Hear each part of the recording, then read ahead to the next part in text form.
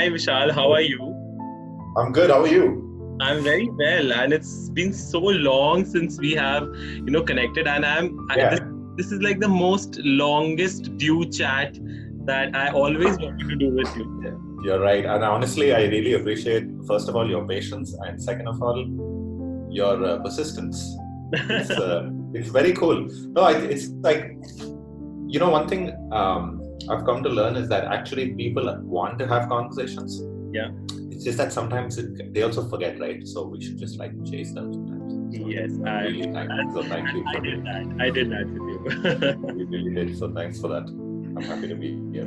Yes, What's and going on with you, man? how are you coping up? I mean, how are you holding up since you have always been this person?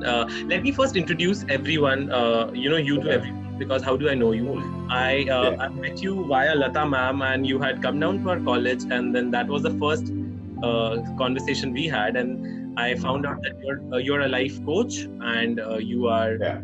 Yeah, and you have this amazing personality, and I still remember your visiting card, which was so different to any other visiting card that I had seen long back.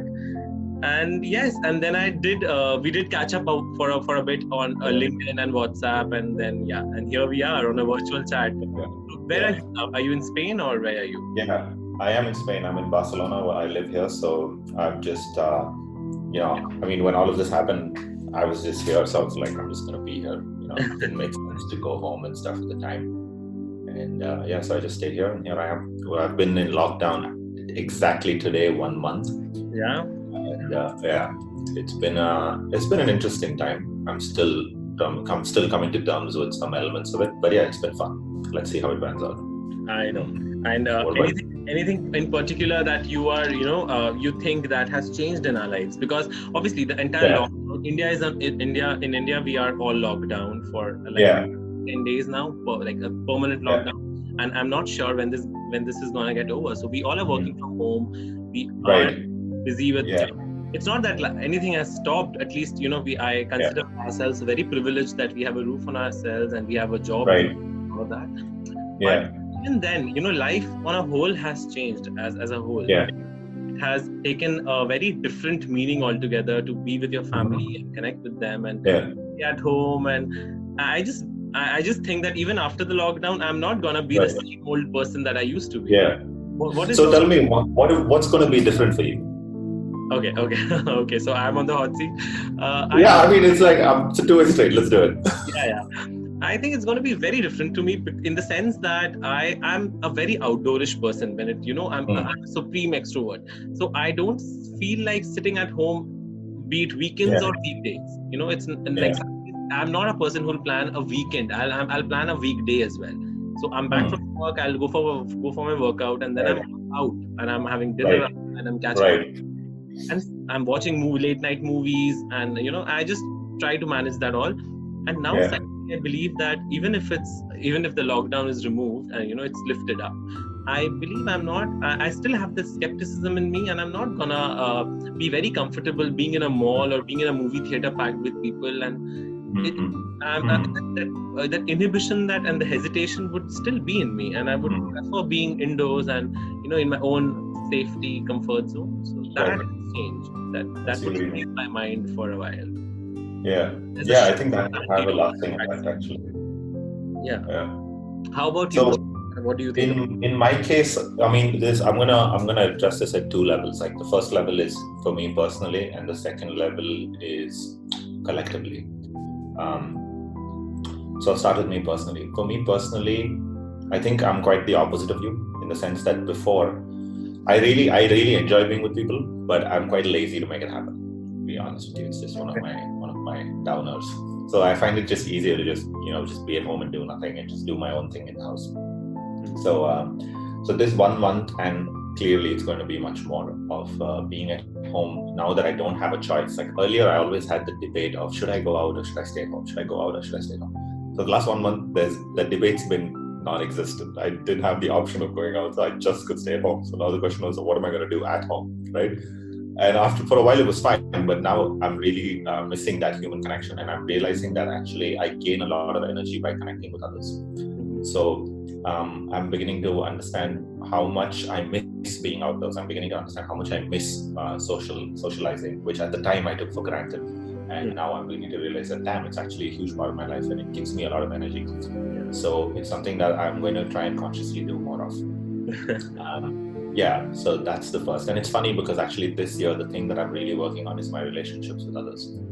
So, and this happened and I was like, this is so ridiculous. Like, I'm trying to work on my relationships and it tells me to go sit in my house, you know? It's like, okay, here we are. And then, but I feel like it's given me a good fuel for what comes next. So that's at a personal level. At a collective level, I've been from the very beginning seeing I've had some different perspectives on this whole thing. I don't know if it's different, but anyway, some perspectives that I'll share with you.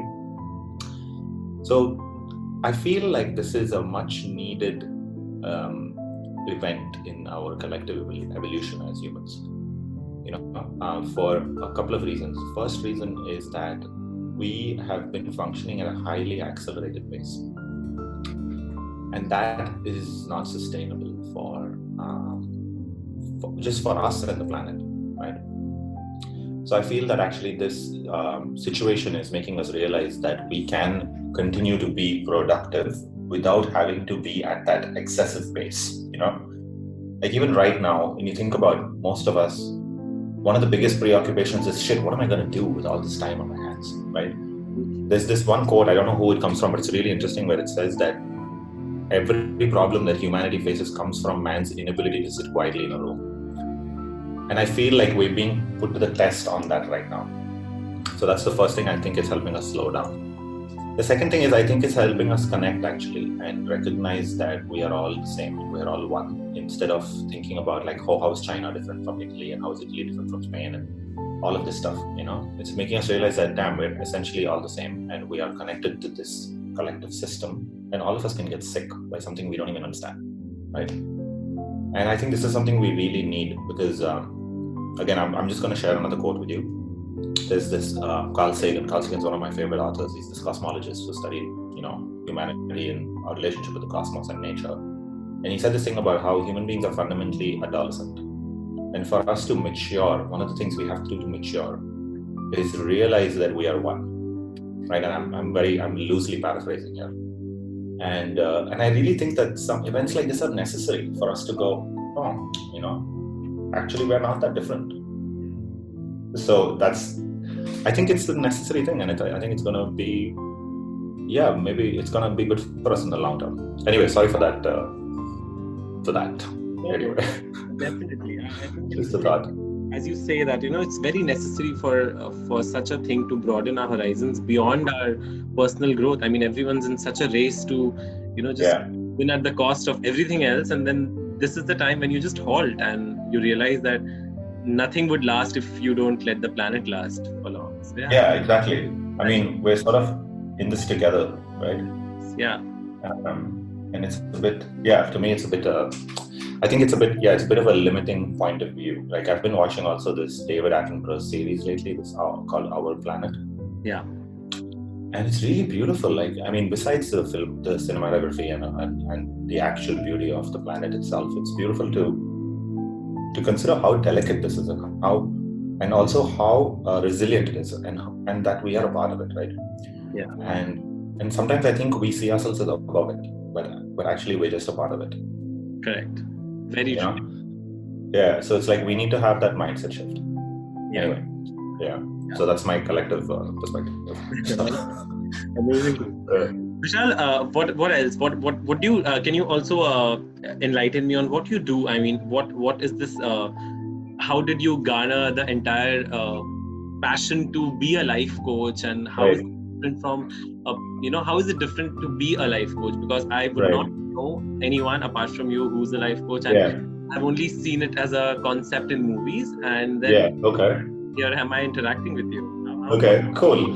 I mean, I'm happy to shed light on that. And I see, but let me put a disclaimer first. The first thing is I don't see myself as a life coach and I don't call myself a life coach. Okay. It's hard for me to put a label on what I do, but I can see why you would call me a life coach, because in the end of the day, I help people identify how to live more meaningful lives and what's more meaningful for them. Yeah. and how to make that a reality for themselves, whether that's at a careers level or whether that's at an entrepreneurial level. Mostly it's in those areas, right? And so first of all, that's the disclaimer that I have to put. So essentially your question was, how did it happen for me? How did it happen for you? I mean, what led to it, and Right. how do you see yourself doing your job professionally, and how is it fulfilling to you? So everything, all of it. For me was actually, I would say it was desired but unexpected, in the sense that essentially I studied marketing in my bachelor's, and until my bachelor's I was really clueless on what I wanted to do with my life. I did 1 year of engineering and I dropped out. Then I went to study marketing. That also happened by chance. And then I was doing this essay on brand loyalty.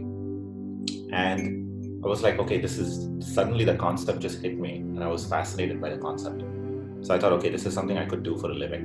Because I was fascinated by how, brands, they kind of put meaning in your mind, right? Like when I say Nike, you and I are thinking and feeling the same thing. I was like, that's pretty cool. How do they do that? So I wanted to figure out how they do that. And I started working in branding, and I really liked it.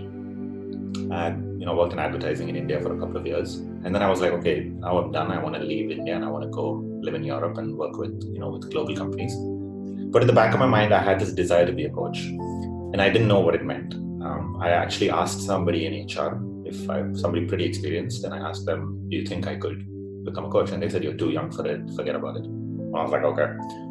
So first lesson, don't let anyone tell you, if you have an idea, find out for yourself, right?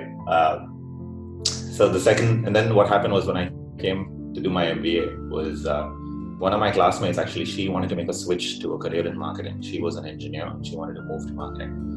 So she said, let's just have a coffee and talk about the careers in marketing and what sort of career I can do in marketing. We started having a coffee and I realized that more than not knowing about marketing,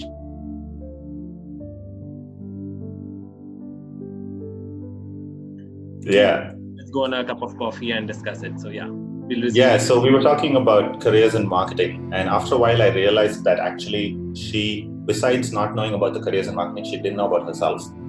And because she didn't know about herself, she was not presenting her story in the right way. So she was facing this barrier where she was constantly perceived as an engineering person as opposed to somebody who could work in marketing, right? And the fact is, I also realized that she already had the skills to succeed in a marketing role. Because think about it, if somebody wants to make a change in their life, it's at some level they already believe that they can do it, right? We don't set ourselves up for failure, right? Intrinsically. So at that time, my only view was branding, right? So I asked her, have you thought about your personal brand? And she was like, what are you talking about? So we said, okay. I said, chalo, let's have a chat about this. And we had 3 meetings where the first thing, what I did was I really explored her background to understand what exactly she's good at as opposed to what she tells, what she's really good at. Because we have this tendency because what we are really good at is kind of a blind spot for each of us. We cannot really see it, right? Which is why we say stupid shit like, I work well with teams and stuff, right? So we had to get past that. The second thing was she had to make a strategy on how she was going to, what moves she was going to make in the next 1 year to get into that career in marketing. And the third thing she had to do was figure out how she was going to communicate her story with people, right? Yeah. So we worked on that in 3 different meetings, and it worked like a charm. And then a couple of months later, I bumped into another friend. He had a completely different problem. He was lost. He didn't know what he was doing. So he was not into marketing. So I had a chat with him, and then he felt very clear on what he was doing. He defined a 5-year goal, and then 3 years later, we realized he had already achieved his 5-year goal. I was like, okay.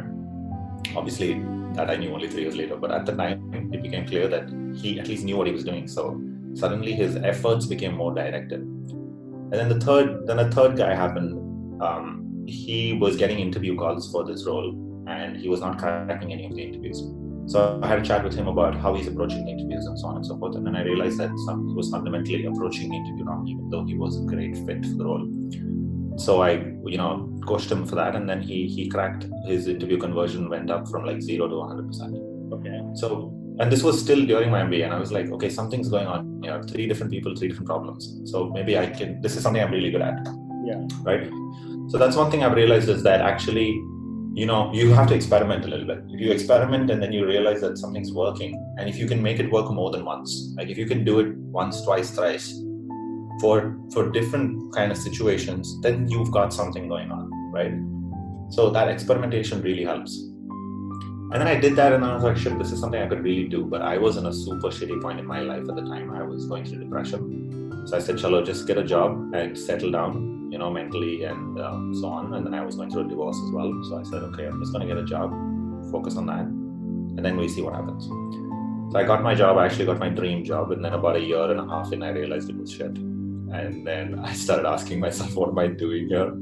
I would rather help people, like the kind of things I did in my MBA. So I started investigating that again. I started investigating with students. I started investigating with universities. I started investigating with entrepreneurs. And then I started finding that there is actually something I could do. So I basically built a service around that. And it's essentially focused on moving people's stories forward in a way. And then that became a consulting company, which I now have with 2 business partners. So yeah, it's just... I couldn't get the company, Vishal. My first project was called Be Your Own Story, in the sense of, kind of inviting people to kind of, just be their own stories, right? And the second company that I have with my business partners is called Zone Consulting. And that comes from the idea of resonance. So zone is the root word for sound. In the sense of, like when we do things that really resonate with us as individuals, we do it better, right? And also, like when you really resonate with people in a work setting, you just work better, right? So stuff like that. Yeah. How do people connect to you? I mean, apart from you saying that you pitch ideas to students and universities, I mean, if a regular person, who's back in India or anywhere across the globe wants to reach out to Vishal Thakur, so what's the way to do that? Yeah, just find me on LinkedIn and drop me a line. I'm happy to talk to anyone, to be honest. I've connected with quite a few people and spoken to, I've had conversations like this with people I don't even know, just someone got in touch with me on LinkedIn. I'm like, yeah, sure, let's talk. Oh, okay. So yeah, it's just a matter sometimes of finding the time and also like approaching it in the right way, Like one thing I've realized is that sometimes when people get in touch with me without the right way, I feel like I'm not going to enjoy this conversation, so I don't get into it. But if somebody reaches out to me and I really feel like, oh, I would really enjoy having this conversation, then I'm like, yeah, let's do it. So I'm really happy to talk to anyone. Great. So anything in particular that you're doing? Are you binge watching, or are you, how are you passing these quarantine days, lockdown inside your house? Are you doing the house chores and, that you're living with your parents, or are you living alone there? No, I live alone. My parents are in Bangalore. Oh, okay. Yeah. The entire house is to you, and you are taking care of yourself and the house. So how is it? Well, I mean, I stay by myself in an apartment in Barcelona. So there, this is just where I live, and it's what it is. What am I doing to pass my time? I'm doing a lot of work, actually. I have a couple of projects going on. So I've been working on them quite a bit, and they're quite interesting, and I'm super happy to be working on them. But I hope that hopefully by next week I can get some time to really relax.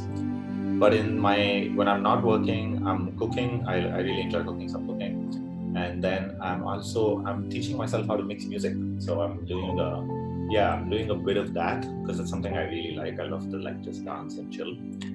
So yeah, I'm teaching myself how to mix music, and every now and then I do some live broadcasts on Instagram while I'm practicing. Amazing. And out of all of that, you allowed me to borrow 30 minutes of your time. No, I didn't know it was 30. I thought it was an hour, so I was up for more actually. Oh, okay.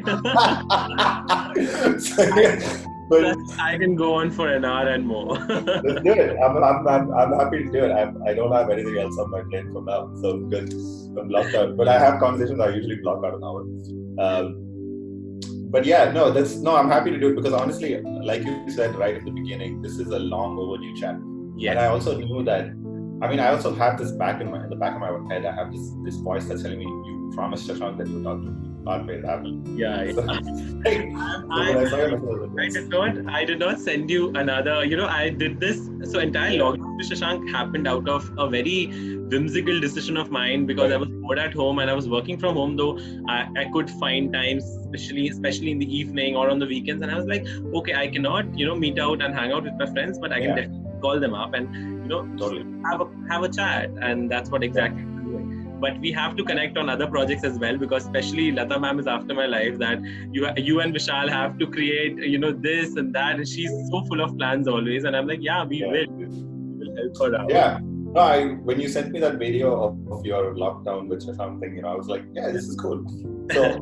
So tell me, like, who else? What do you besides having these conversations and having somebody to talk to? I guess what are you hoping will come out of this for you? Like, any thoughts about that? Basically, Vishal, I have always been a person who's very intrigued into humankind. I would say, Right. human beings, they intrigue me a lot. I always love to delve deeper into just not human emotions, but also the behavioral aspect. I mean, why someone's doing what they're doing is the reason why I started initially in college when I was doing my MBA. I started a podcast again, which was named Starbucks with Shashank and Sukriti, where me and my best friend would just get, it was primarily around college gossip. It started that way to keep it fun and peppy.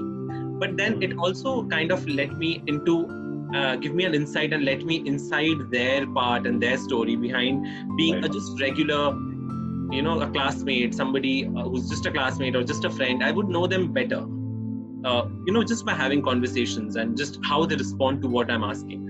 So everything, I am very intrigued that way. And similarly, I think Lockdown with Shashank happened with a very similar idea, but it was more so connecting with people who, doing all those long overdue chats. So be it with one of my professors or, some of my friends from the media industry who I do interact on a regular basis. And then, some weekends when you really thought you would interact, and those weekends are the ones when you're locked down inside the house. And I was like, okay, we can still do it. We can go on a virtual chat. Yeah. So, Vishal, we will step into the next segment of this part, which is a little where it's a rapid fire kind of thing, where I'll shoot questions at you, and you'll have to be a little witty.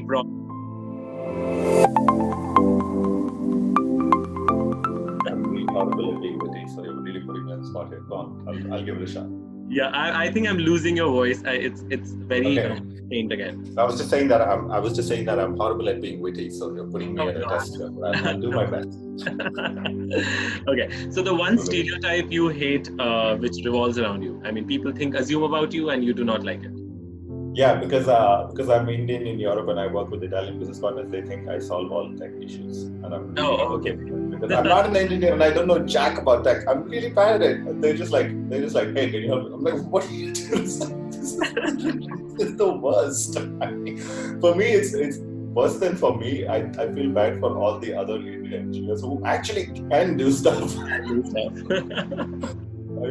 I'm the worst. Anyway, so that's the one. So the next one crazy client that client story. One crazy client story. Somebody who approached you and it was really weird and crazy. That's a tricky one. That's really a tricky one. I think my craziest client story. Yeah, I think it's just this one. I have to be really careful about what I say, but no, I think it's just this one. This one lady I worked with, she was pretty unclear on what was going on, and I tried to sort it out for her.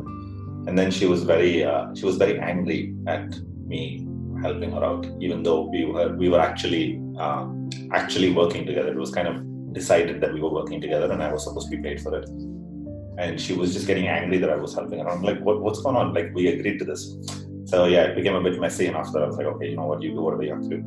But then a couple of months later, I realized that she actually got the job she wanted. So I was like, okay. So yeah, I know it's not a witty story, but yeah, it's a strange one. Yeah. Okay, yeah. One app that you waste the most time on these days? So these days, Tinder, because I recently broke up with my girlfriend. Oh, okay. Okay. One celebrity wardrobe that you would want to steal? Oh, geez.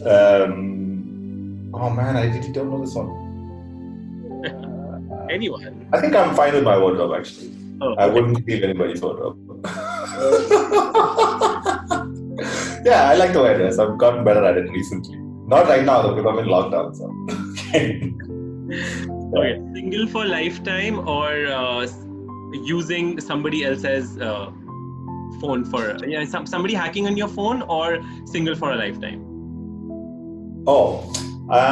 This is actually something I'm trying to figure out right now, whether I want to. I think I would like to really find that meaningful connection of love and spend my life with one person. I really do want that. That's what you were referring to, right? When you said somebody hacking your phone. Yeah. Yeah, I think I would really like that. Yeah.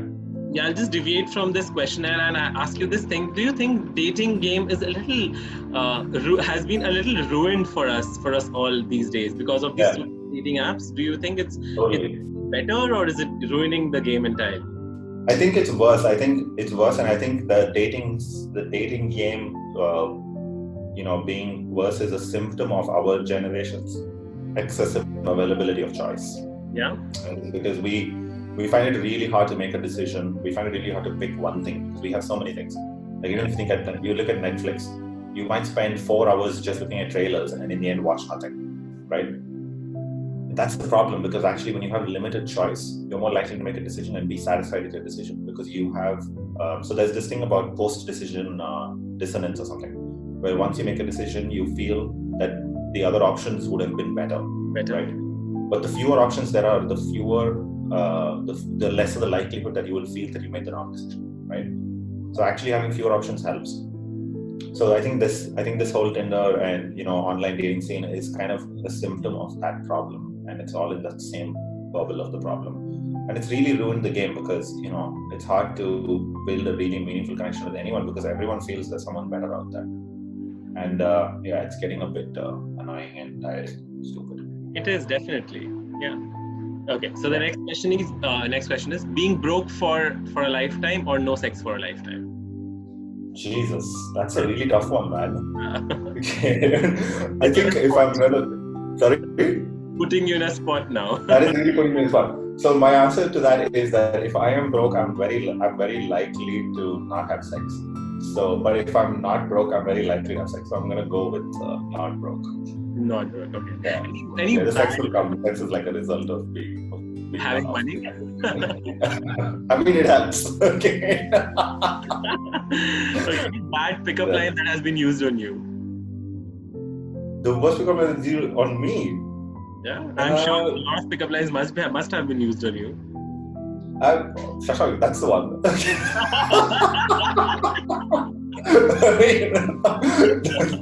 That's the one for sure. And then the worst one that's been used on me. I don't know. I think it's just, I think there was just in some party, I don't remember the exact line, but it was in some party, some girl came and told me something, and it made me feel really awkward. So I just kind of ran away, because it was a very strange. I mean, I was flattered by somebody making a move at me, but the line itself was very strange. Yeah, I don't remember the exact line. I'm sorry. Yeah, I get it. Yeah. Okay. It's fun. What is Vishal Thakur's plan? So when are you planning to get married, and what's your future plan? What's your 5-year plan, if you may say? My 5-year plan. My 5-year plan is, good Lord, so many. Honestly, it's funny you're asking me this, because I was just going to sit down and do some thinking about what direction I'm going in now, because like where I am currently has been a result of that thinking 3 years ago now. I wanted to redo it. Okay. And ask myself what's next. But no, essentially, okay, I'll tell you honestly, I want to be in a place where I don't have to ask myself what next. Okay. That's it. Because I think there's this constant need to be somewhere else, right? There's this constant desire of like, what next? Okay, what am I doing in my career next? What about, what's the next thing? Do I have kids? Do I buy a house? What's next? And it's a bit tiring, because you never really, really enjoy it. Like, when do you say I've arrived? Basically, that's my question. It's like, at what point does one go, you know what, fuck it, I've arrived. So, and this arrived is in a sense of, not in a sense of complacency, but in a sense of satisfaction, right? Because complacency is when we go, oh, I don't have anything else to do with my life, I'm set. Right? So to continue growing, but to not have a desire to be chasing. So that's where I would like to be in a place where I'm growing, but not chasing anything and not asking myself what's next, but just naturally growing because it's happening. So maybe success with fulfillment is what you're seeking, right? Yeah. I guess that would be one way in which that would come across in my life. But basically, yeah, success with fulfillment. I just don't want to be. Yeah, I just don't want to be asking myself like, what next? I just want to be like, okay, this is it. Done. So Whatever that is, like whether we got it's two things out of this entire conversation: that Vishal yeah. Thakur is available on LinkedIn as a life coach, and is available on Tinder as a date. So all the girls out there, reach out to her. I don't know if they're in my age bracket, but sure. No, but really, you can, I can give you my social media details if anyone wants to get in touch with me. I'm happy to do it. I wouldn't say as a life coach. I'm just saying as someone to have a conversation with, and if they bring the right approach, and if it's interesting to me as well, because this is something I'm doing out of pleasure, right? I'm not doing this for business or for work. So obviously it has to be interesting to me as well. So if it's a two-way street, happy to do it. Lovely, Vishal. Yeah. And it was, I think it was great interacting with you, and absolute pleasure to have a chat with you. And it's so lovely.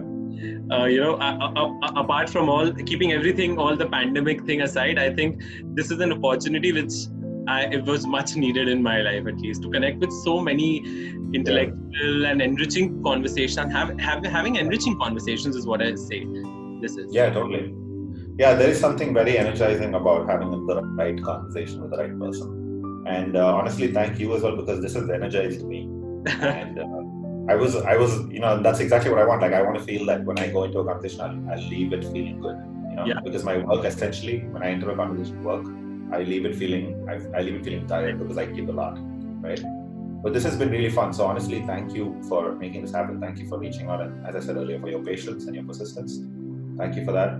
This has been super fun, man. And whatever it is you're trying to do with this project, I really hope it brings much more than you expect in your life, because you're having fun with it, and that's so important. It is. It's fun. Yeah. And, thank you, Vishal. Yeah. Thank you so much. It was so glad to see you and reach out to you. Bye, Vishal. Bye. Take care. Take care of yourself, and talk soon. Bye. Yeah.